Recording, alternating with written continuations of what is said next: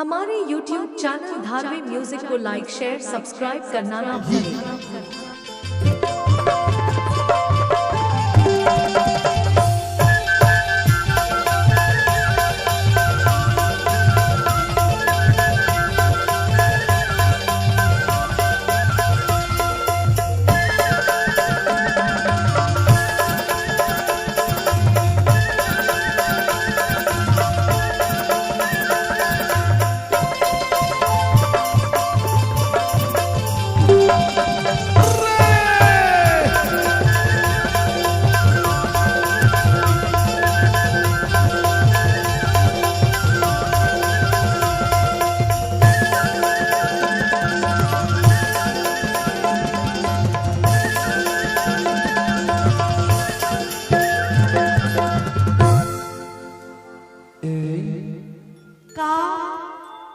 मोला बैहा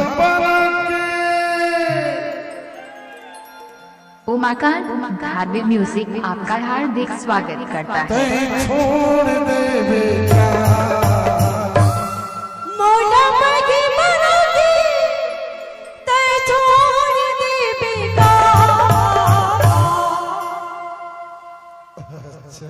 इमा का अच्छा है पूरा मैं जिसने कथा उसमें तो हूँ कथा। अच्छा मैं तो जैसे कथा उसने तो तय बोला था। हाँ मैं जाना था तो ठचरा हाँ मैं जाना था तो सब ना खरारा। मैं तेरा झटका माया करता हूँ ना इधर का भाई के ना कच्चा बन्नी में ऐसे बोला नहीं कर मार ले तुरा फुटानी सुन मोर मोती मैं तोरा झटका पूरा माया रुपया मा करतो ना ते तो चवन्नी कैलस 98 में तो माया कर ले मोला।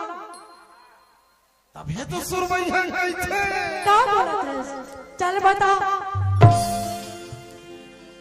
मोला बैहा बना के छोड़ दे बेटा मोला बैठी बना के छोड़ दे बेटा। मोला बैहा बना के छोड़ दे बेटा मोला बैठी बना के छोड़ दे बेटा। दिखते बारी से चिड़ियारी बैहा बना छोड़ दे दिखते बारी के से दीवाना की बैठी बना के छोड़ दे बेटा। मोला बैहा बना के छोड़ दे बेटा मोला बैठी बना के छोड़ दे बेटा। मोला बैहा बना के छोड़ दे बेटा मोला बैठी बना के छोड़ दे बेटा। दिखते बारी से चिड़ियारी बैहा बना छोड़ दे बेटा तोरे दिखते बारी के से दीवाना की बैठी बना के छोड़ दे बेटा।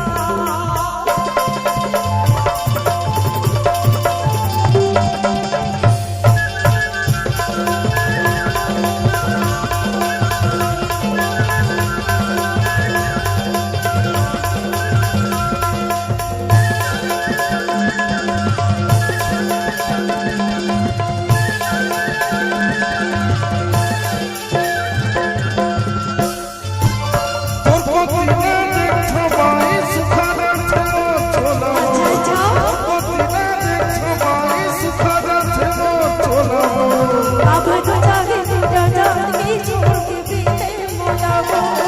अब तो जागे तेरा जात की छोड़ के बीते मोला वो। अब माया कितना लगोर दे बेटा।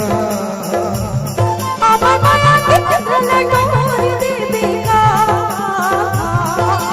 माया कितना